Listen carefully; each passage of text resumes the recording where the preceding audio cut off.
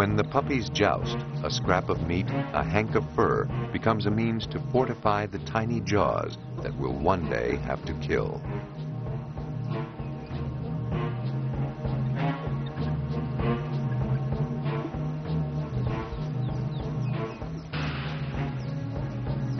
Because of their cleverness and spirit, the dogs have earned a special place in the folklore of Africa.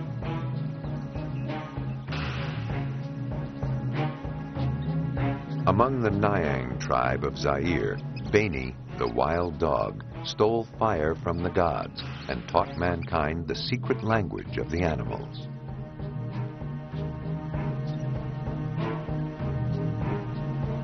Today, the dogs are still revered for their skill as predators. Like the wolf and the coyote, the young dogs are made to run, and through their games, they gain practice for the chase.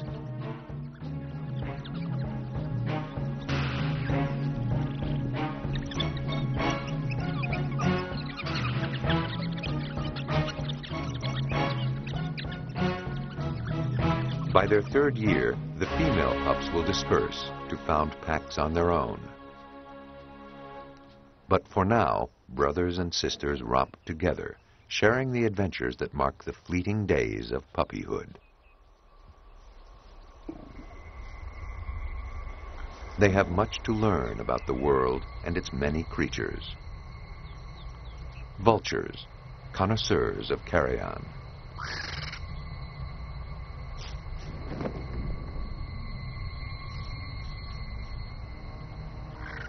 These scavengers pose no threat to the pups, just a new and curious experience.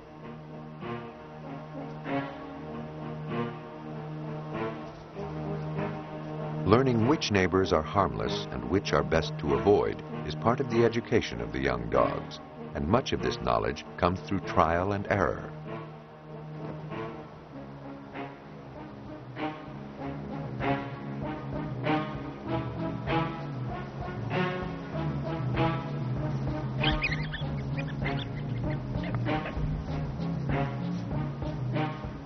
Drawn to the dogs in the hope of picking up scraps from the dinner table, the vultures in time get the hint that their company isn't welcome.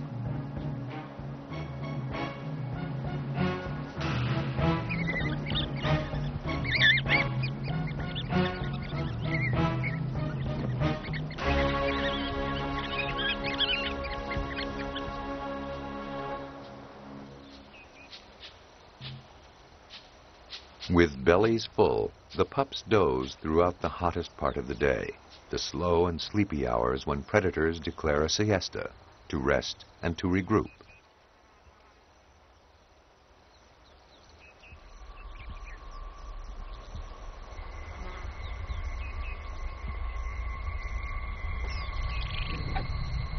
A danger comes. Not just competition, hyenas kill young dogs.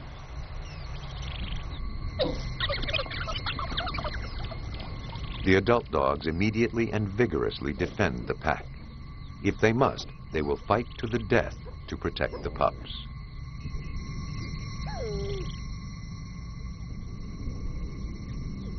The dogs will not kill the hyena, but wound it. The goal of this painful exercise? To teach it not to trouble the pack again.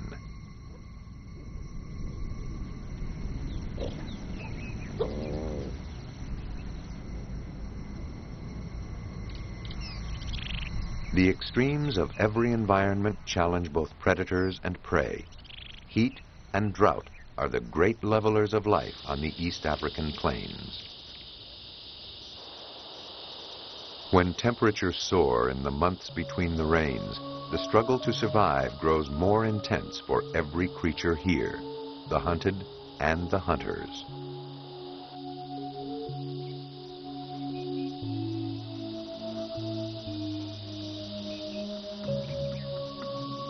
Within the range frequented by the wild dogs lie precious few year-round water holes. During the patient schooling of the pups, the adults lead them to these green oases to drink and bathe and to find relief from the grueling heat. The location of these rare resources becomes part of the vital store of knowledge which the pups will one day pass on to their offspring.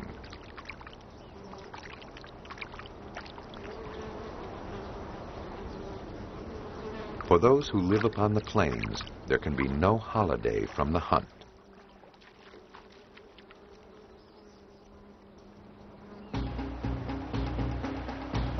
Day in, day out, with each new dawn, the dogs must kill, for they are dependent on fresh meat.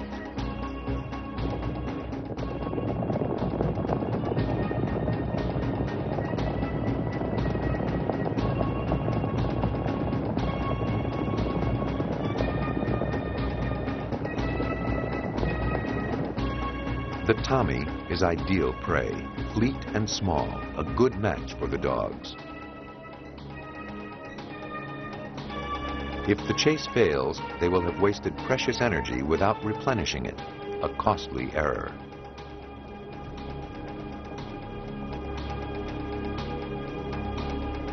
But while the Tommy may run faster, the dogs have more endurance, and in the end, it is endurance that counts.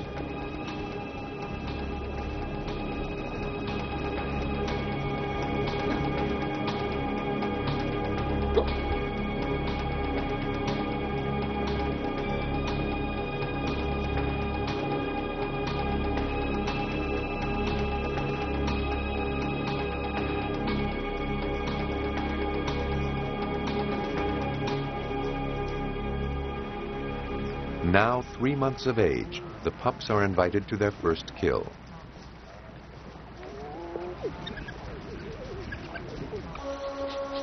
Watchful for danger, the adults wait while the pups eat their fill.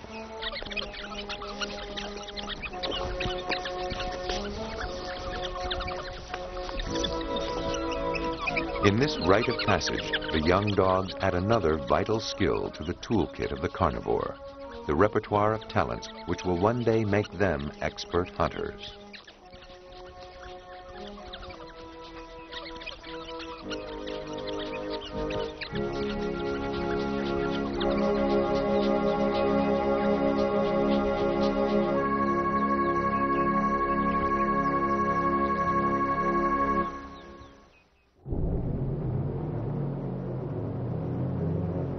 Shadows move in the African dawn. The savanna awakens to the changing of the guard, and the night hunters have left the plain to their daytime counterparts.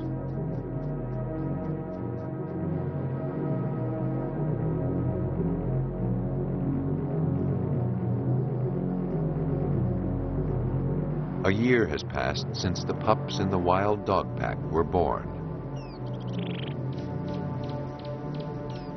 And now, nearly as large as the adults, they have joined the pack to hunt.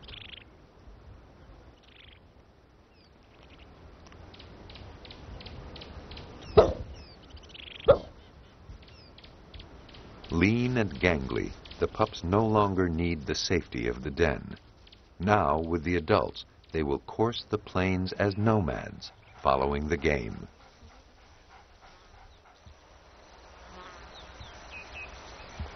Together, the dogs may cover 20 miles a day, eating on the run and resting when they can. Still pups in spirit, the young dogs test their shearing teeth with nips and playful squabbles.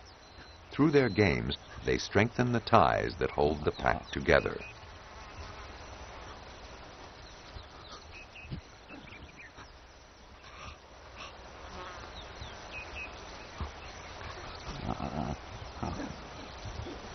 The dog's antenna-like ears scan the plains for early word of danger or of opportunity.